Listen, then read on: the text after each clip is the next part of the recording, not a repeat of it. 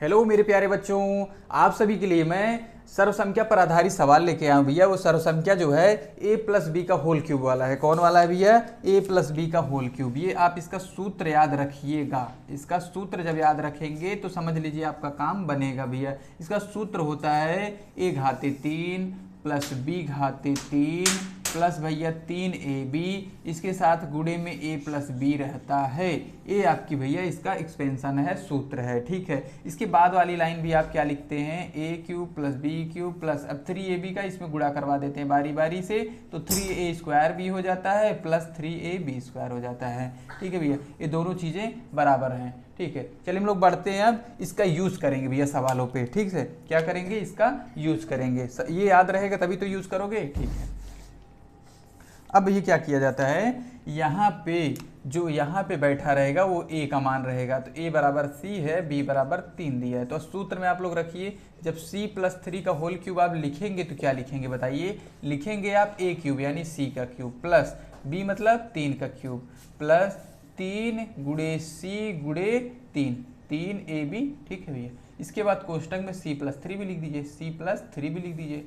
अब ये सब सॉल्व कर लिया जाए। यहाँ c क्यूब का मान ca क्यूब रहेगा भैया। 3 का क्यूब का मान आ जाता है 3 त्रिका 9 त्रिक 27, क्यूब मतलब 3 गुणे 3 गुणे 3, यही चीज़। ऐसे जो भैया चर वाले हैं, ये c गुणे c का मान c क्यूब ही होगा, तो ये चीज़ हम लोग ऐसे ही रहने देते हैं। इसका तो कुछ मान आएगा नहीं, ये तो फिक्स वैल्यू है नहीं भैया, अचर है।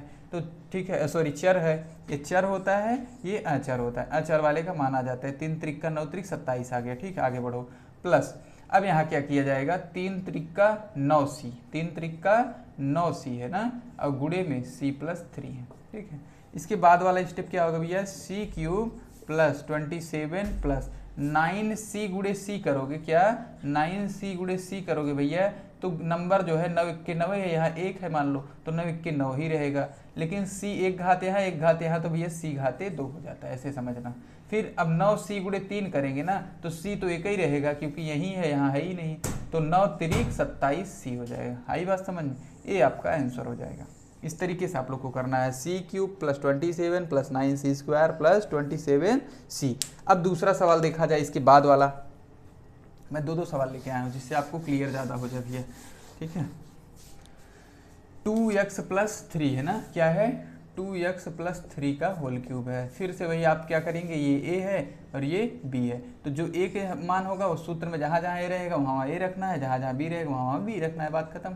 तो ये 2x का होल क्यूब हो जाएगा। दो लोग हैं ना, तो इसलिए होल क्यूब में लगाया। अगर आप ऐसे लिख देंगे तो गलत हो जाएगा भैया, इसमें और इसमें बहुत अंतर है। इसका मान आएगा 8x घाते 3, क्योंकि 2 का भी घात 3 होना चाहिए ना, तो यहाँ पे आप ऐसे लिखे हैं तो सिर्फ ये इसका घात 3 हो गया। कोष्टक लगाने से ओवरऑल मतलब समझ में आता है, सब ध्यान रखना करिए ना। 2x का क्यूब लिखेंगे भैया प्लस 3 का क्यूब लिखेंगे प्लस 3 गुणे 2x गुणे 3 मतलब 3ab हो गया आपका। ठीक है, इसके बाद भी क्या आएगा? कोष्टक में 2x प्लस 3 आएगा। इसको सॉल्व किया जाए, इसका मान वह भी हमने बताया 8x घाते 3 प्लस इसका 27 प्लस इसका कितना आएगा? 3 दूना 6 6 त्रिक 18x। अब कोष्टक में जो है भैया 2x प्लस 3, सभी हम लोग उसका भी गुणा करवा देते हैं।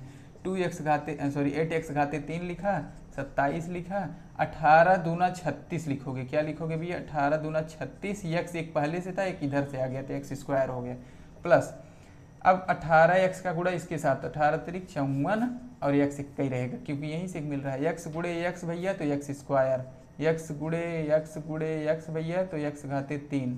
आई बात समझ में? जितना बार उतना घात हो जाएगा। आई बात समझ में? ठीक है भैया, मिलते हैं हम लोग अगले बेहतरीन से कॉन्सेप्ट के साथ अगली बार। तब तक भैया क्या करिए, चैनल को सब्सक्राइब कर लीजिए। धन्यवाद।